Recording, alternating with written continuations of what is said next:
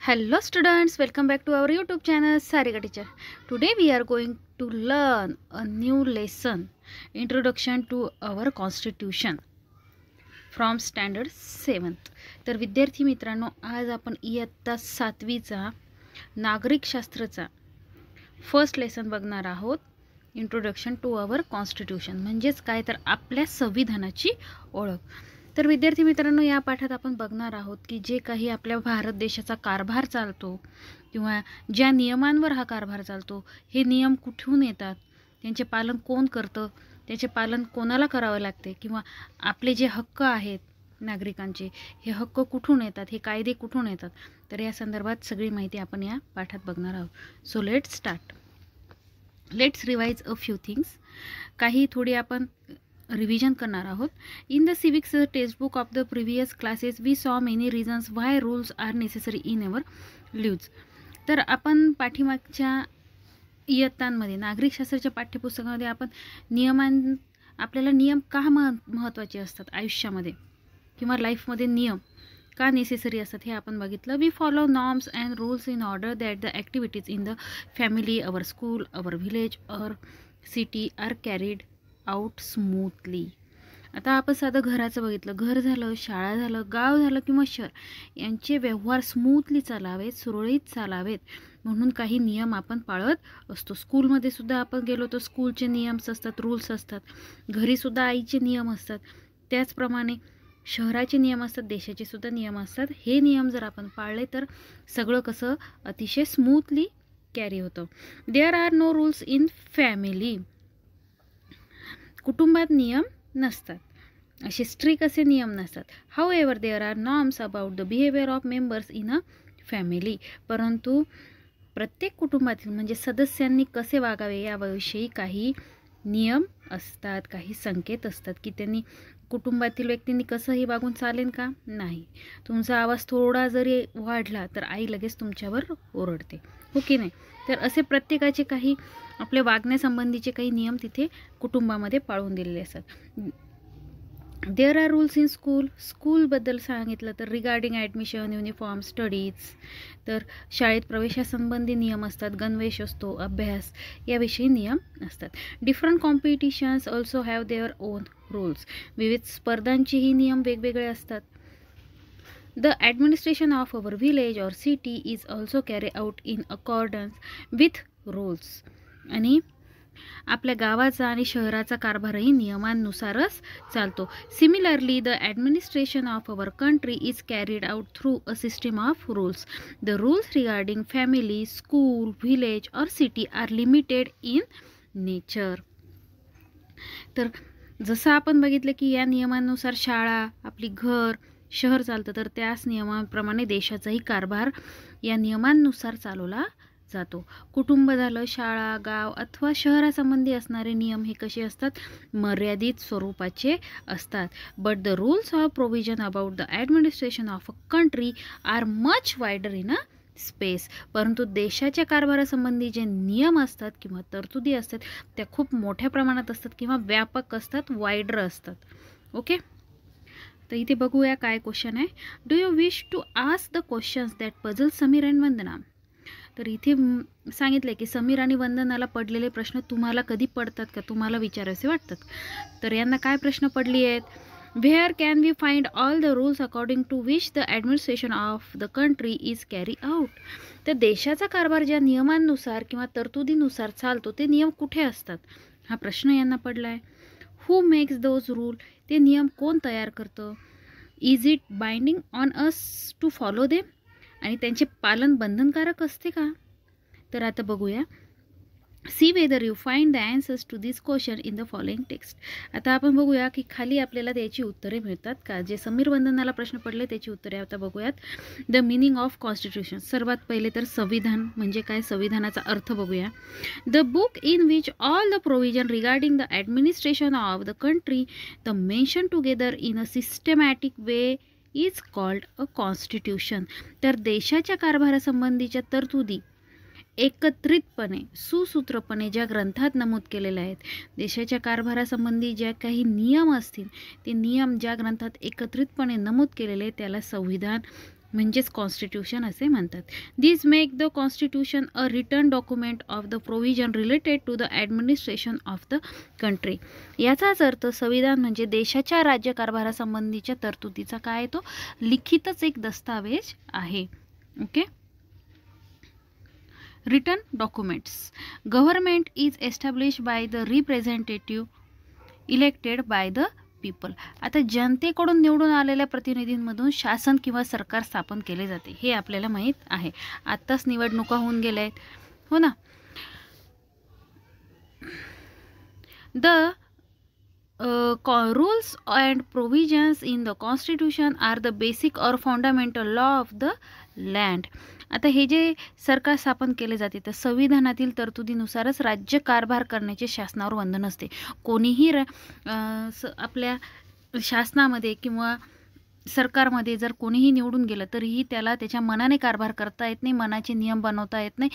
तर जे काही संविधानात तरतुदी आहेत त्यानुसार त्यांना राज्यकारभार करावा लागतो. आणि संविधानातील ज्या तरतुदी आहेत त्यात नमूद केलेला कायदा हा कसा असतो, मूलभूत असतो, basic fundamental.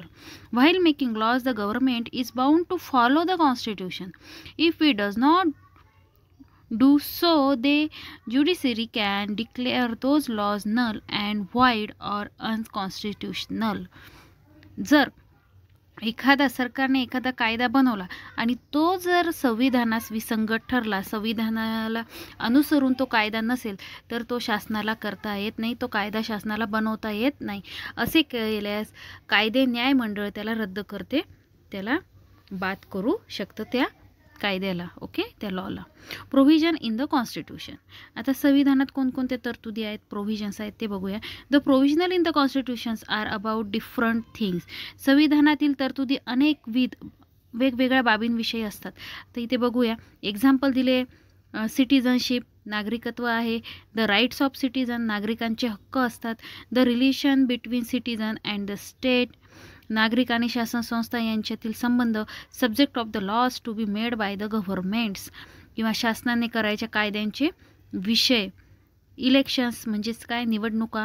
Restriction on government, शासनावरील मर्यादा. आणि ज्युरिडिक्शन ऑफ द स्टेट, तर राज्याचे अधिकार क्षेत्र. तर इत्यादी ज्या बाबी असतात त्या प्रोव्हिजन इन कॉन्स्टिट्यूशनमध्ये असतात. Almost all countries have accepted the principle of government according to the constitution. संविधानानुसार राज्यकारभार करण्याचे तत्त्व बहुतेक सर्वच देशांनी स्वीकारलेले आहे. फक्त भारत देश असा नाही आहे, तर इंग्लंड झाले, तर असे बरेच देश आहेत की त्यांनी काय केलं आहे की तर संविधानानुसार राज्यकारभार करण्याचे बरेच राष्ट्रांनी हे ॲक्सेप्ट केले, देशांनी ॲक्सेप्ट केले. At the nature of the constitution of different countries is different. फक्त असं आहे की प्रत्येक देशाचे संविधानाचे स्वरूप हे वेगवेगळे आहे. तर हे स्वरूप कशावर आहे, there are difference of history, social structure. तर देशाचा जो काही इतिहास आहे, त्यांची समाजरचना आहे, सोशल स्ट्रक्चर म्हणजे समाजरचना, कल्चर त्यांची संस्कृती, ट्रॅडिशन म्हणजे परंपरा, etcetera, between the countries. Okay, इत्यादीमध्ये त्यांची काय असते, विभिन्नता असते आपल्या देशादेशांमध्ये. Similarly their needs and objective also might be different. त्याचप्रमाणे राष्ट्रांच्या गरजा आणि उद्दिष्टही काय असू शकतात, वेगवेगळे असू शकतात. Each country try to create a constitution that is not only suited to its needs and objectives but also is in tune with its distinct nature. तर त्याचे अनुरूप असे की संविधान निर्माण करण्याचा प्रयत्न ते राष्ट्र काय करते. ओके, या सगळ्या बाबींचा विचार करून, त्यांचं कल्चर कसं आहे, सोशल स्ट्रक्चर, ट्रॅडिशन, तर या सगळ्या बाबींचा विचार करून संविधान बनवले जाते. तर इथे आता आपल्याला फाइंड आउट म्हटलंय, ते काय फाइंड आउट करायचं, तर find out some information about the constitution of any one country of your choice with the help of the following points. तर तुम्हाला आवडणाऱ्या कोणत्याही एका देशाच्या संविधानाविषयी आपल्याला माहिती मिळवायची आहे. ही तुम्ही गुगलवर किंवा ऑनलाईनसुद्धा सर्च करू शकता. Name of the country, year of the making of the constitution, देशाचे नाव आणि त्या देशाचं संविधान निर्मितीचे वर्ष, and two features of the आणि ते संविधानाची 2 वैशिष्ट्य हे आपल्याला काय करायचं सर्च करायचं आहे. आता बघूया नेसेसिटी ऑफ द कॉन्स्टिट्यूशन. आता संविधानाची आवश्यकता काय हे बघूया. There are several advantages of governing a country with the help of rules or provision include in a constitution. तर संविधानात नमूद केलेल्या तरतुदीनुसार किंवा नियमांनुसार राज्यकारभार करण्याचे अनेक फायदे असतात. आता आपण बघूया. फर्स्ट आहे government has to function within set of rules. शासनाला नियमांच्या चौकटीत राहून राज्यकारभार करावा लागतो. यामुळे काय होतं this reduce the possibility of the misuse of the power and authority they have been given. आणि त्यामुळे मिळालेल्या अधिकाराचा किंवा सत्तेचा दुरुपयोग होण्याची शक्यता कमी असते. तर हा एक फार महत्त्वाचा फायदा आहे. फार एक महत्त्वाचं काय बेनिफिट आहे कशाचं कॉन्स्टिट्यूशनचं. जर हे कॉन्स्टिट्यूशन नसतं तर जे काही गव्हर्नमेंटमध्ये निवडून गेले तर त्यांनी त्यांच्या मनाचे कायदे तयार केले असते, त्यांच्या फायद्याचे कायदे झाले असते हो ना, पण त्यांना तसं करता येत नाही. Second a constitution includes the rights and freedoms of the citizen. तर संविधानात नागरिकांचे हक्क आणि त्यांच्या स्वातंत्र्याचा उल्लेख आहे. तुम्ही सुद्धा ऐकलं असणार की आपल्याला हक्क आहे, आपल्या नागरिकांना सुद्धा आपल्या स्वातंत्र्याचा हक्क आहे. Government cannot take away these rights. शासनाला ते हक्क कोणापासूनही हिरावून घेता येत नाही. Therefore people rights and freedoms are safeguarded. आणि म्हणूनच नागरिकांचे हक्क आणि स्वातंत्र्य सुरक्षित राहते हो ना. थर्ड आहे running a country as per the provision of the constitution is the same as establishing the rule of law. तर संविधानातील तरतुदीनुसार राज्यकारभार करणे म्हणजे कायद्याचे राज्य प्रस्थापित करण्यासारखे आहे. यामुळे काय होईल then there is no scope for the misuse of power or high handed administration.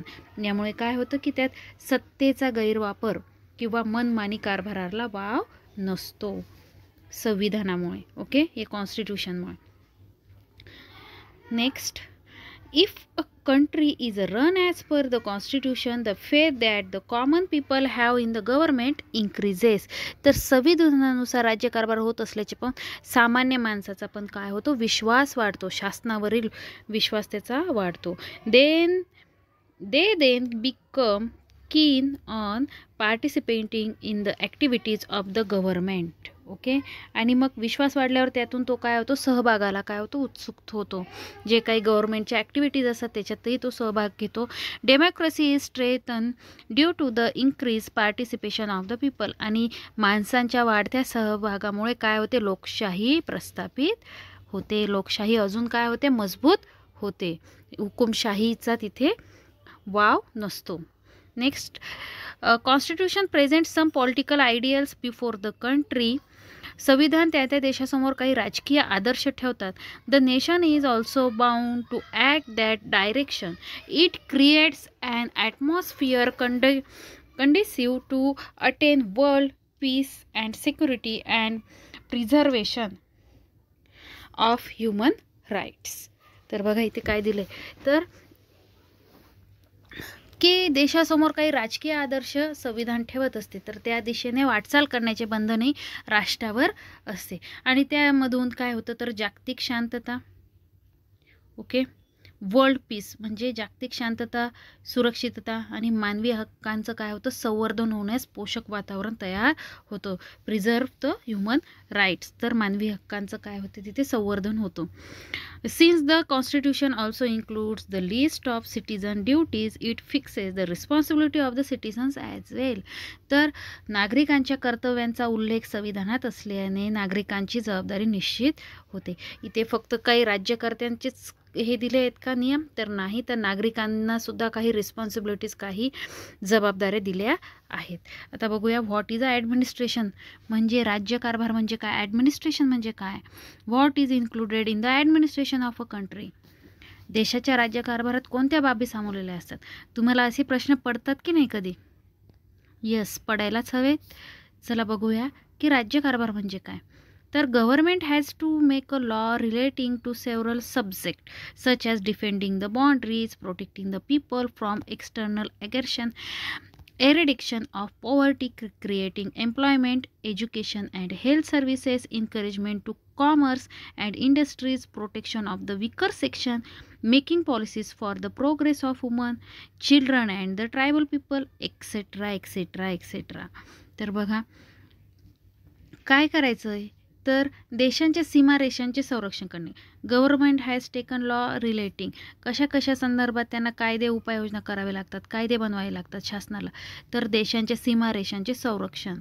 त्यानंतर काय सांगितलं आहे, डिफेंडिंग द बाउंड्रीज, परकीय आक्रमण, परकीय आक्रमण जे असतं त्याच्यापासून देशाचे रक्षण करणं. त्याच्यानंतर काय, दारिद्र्य निर्मूलन, ओके, रोजगार निर्मिती करणं, लोकांना एम्प्लॉयमेंट क्रिएट करणं, शिक्षण व आरोग्य, एज्युकेशन आणि हेल्थ बघणं, उद्योग व्यवसायांना प्रोत्साहन देणं, encouragement to commerce industries, okay. त्याच्यानंतर दुर्बल घटकांचे संरक्षण, महिला, बालके आणि आदिवासींच्या प्रगतीसाठी उपाययोजना. तर असे अनेक बाबतीत शासनाला काय करावे लागतात, कायदे बनवावे लागतात.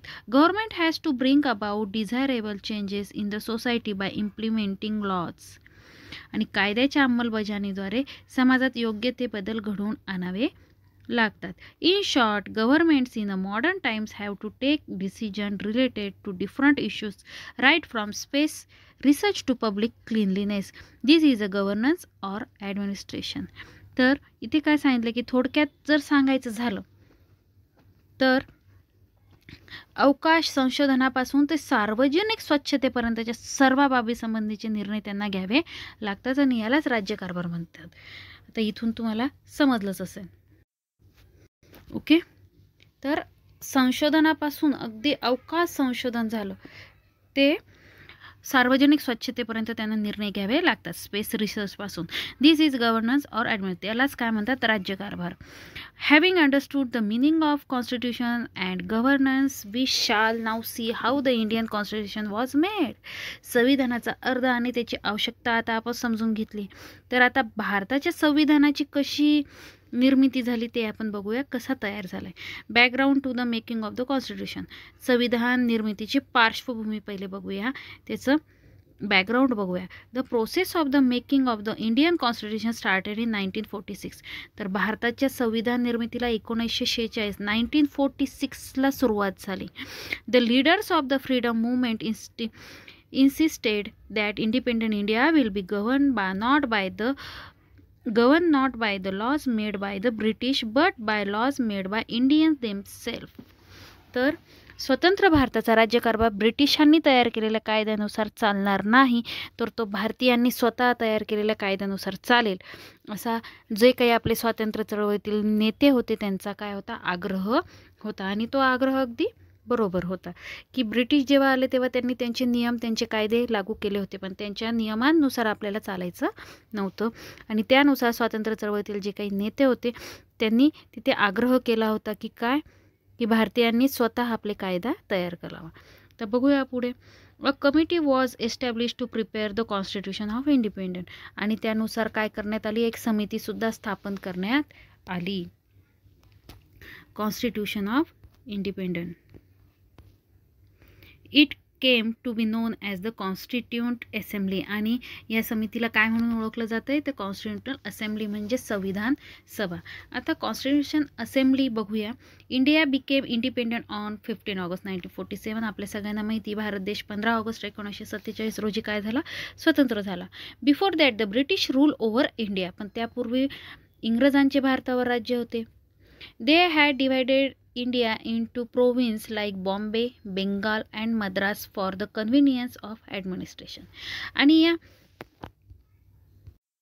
इंग्रज सरकारने काय केलं होतं, त्यांच्या सोयीनुसार, राज्यकारभाराच्या सोयीसाठी मुंबई प्रांत, बंगाल प्रांत आणि मद्रास प्रांत असे भारताचे विभाग पाडले होते. The administration in this province was the carried by the people's representative, आणि यांच्यामधील कारभार मात्र कोण बघत होतं, लोकप्रतिनिधीच, आपलेच लोक बघत होते. त्यांनी नियुक्त केलेल्या लोकप्रतिनिधींद्वारे हा कारभार केला जायचा, चालवला जात होता. Similarly the local princes were carrying out the administration in the same areas. म्हणजेच काय, तर त्या देशातील काही भागांचा कारभार तेथील स्थानिक राजेच बघत होते, आपलेच राजे आपला कारभार बघत होते, पण नियम त्यांचे होते. Such areas were known as princely states and their chiefs were known as the prince. आणि अशा भागांना संस्थाने त्यांचे प्रमुख संस्थानिक म्हणून सुद्धा ओळखले जायचे. त्यांच्या संस्था आणि संस्थानिक असं त्यांना ओळखलं जायचं. The representative of the province and the princely states were included in the constitution assembly. आणि संविधान सभेत प्रांत आणि संस्थानांचे प्रतिनिधी यांचा सुद्धा समावेश होता. बघा, there were a total of 299 members in the constitution assembly. आणि संविधान सभेत एकूण किती मेंबर होते तर 299 सदस्य होते. Doctor Rajendra Prasad was the president of the constitution assembly. आणि डॉक्टर राजेंद्र प्रसाद हे संविधान सभेचे अध्यक्ष होते. हे अतिशय महत्त्वाचं आहे, लक्षात ठेवा. The constitution of doctor Babasaheb Ambedkar. आता बाबासाहेब आंबेडकरांचं आपण योगदान बघूया, कॉन्ट्रीब्युशन बघूया. कशामधलं तर आपल्या संविधानामधलं. Doctor Babasaheb Ambedkar was the chairman of the drafting committee. Doctor Babasaheb Ambedkar हे ड्राफ्टिंग कमिटीचे अध्यक्ष होते. म्हणजेच कोण? मसुदा समितीचे अध्यक्ष. He had studied in depth the constitution of different countries of the world. आणि त्यांचा विविध देशांच्या संविधानाचा गाढा अभ्यास होता. त्यांनी वेगवेगळे जे देश आपण बघितलं आहे की त्यांचं जे काही शिक्षण आहे ते परदेशात झाले, तर त्यांनी तिथलच्या देशांचा काय केलं, संविधानाचा त्यांनी अभ्यास केला होता. He studied and contemplate day and night to draft the constitution. आणि अहोरात्र अभ्यास केला त्यांनी, चिंतन केलं आणि सगळं करून त्यांनी संविधानाचा मसुदा तयार केला, ड्राफ्ट बनवला.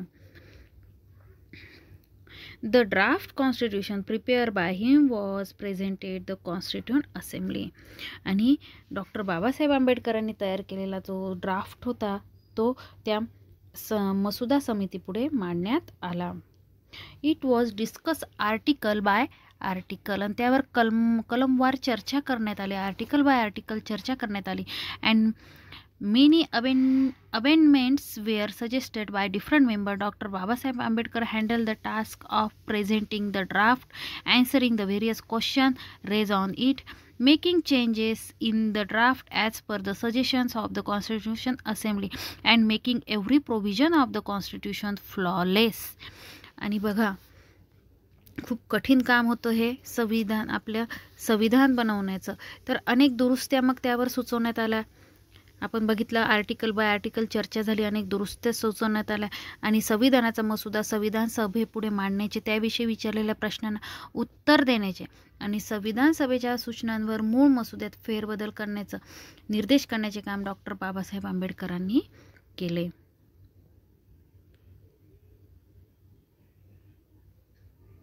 Due to his contribution towards the making of the Constitution, Dr. Babasaheb Ambedkar is called the architect of the Indian Constitution.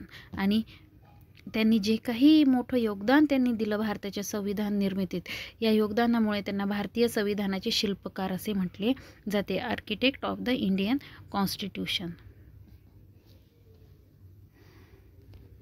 Next, the Constitution Assembly enacted the Constitution and adopted it on 26 November 1949. तर बघा, आणि संपूर्ण संविधान लिहून झाल्यानंतर सभेने त्यास मान्यता दिली आणि त्याचा स्वीकार कधीपासून करण्यात आला? 26 नोव्हेंबर 1949. ही डेट अतिशय इम्पॉर्टंट आहे. Therefore 26 November observe the Constitution Day. आणि 26 नोव्हेंबर हा जो दिवस आहे, 26 नोव्हेंबर हा संविधान दिन किंवा कॉन्स्टिट्यूशन डे म्हणून सुद्धा साजरा केला जातो. The country began to govern according to the provision of the constitution from 26 January 1950. आणि 26 जानेवारी 1950 पासून संविधानातील तरतुदीनुसार देशाच्या राज्यकारभार करण्यास सुरुवात झाली. The Indian republic came into exist from this day. आणि या दिवसापासून भारताचे प्रजासत्ताक राज्य अस्तित्वात आले. प्रजासत्ताक म्हणजे प्रजेची सत्ता असणारे राज्य. Therefore 26 January is celebrated as Republic Day. आणि 26 जानेवारी हा दिवस आपण प्रजासत्ताक दिन म्हणून साजरा करण्यात येतो. ओके, तर अशा प्रकारे आज आपण आपला सिविक्सचा फर्स्ट लेसन बघितलं. इथे बघा पिक्चर्स दिले आहेत. पंडित जवाहरलाल नेहरू, वल्लभभाई पटेल, मौलाना आझाद, सरोजिनी नायडू या सगळ्यांचा आपल्या कॉन्स्टिट्यूशनमध्ये महत्त्वाचा सहभाग आहे. ओके. आणि लास्टला बघूया, doctor Babasaheb Ambedkar presenting the draft of the Indian constitution to doctor Rajendra Prasad, president of the constitution assembly. तर भारतीय संविधानाचा मसुदा जो आत्ता आपण बघितला, जो ड्राफ्ट त्यांनी बनवला होता, तर आपले जे अध्यक्ष होते मसुदा समितीचे, डॉक्टर राजेंद्र प्रसाद यांना सादर करताना डॉक्टर बाबासाहेब आंबेडकर. तर अशा प्रकारे विद्यार्थी मित्रांनो, आज आपण 7th स्टँडर्डचा सिविक्सचा फर्स्ट लेसन आपण बघितला. I hope you understand it. तेव्हा पुन्हा भेटूया आपण नेक्स्ट व्हिडिओमध्ये. तोपर्यंत बाय.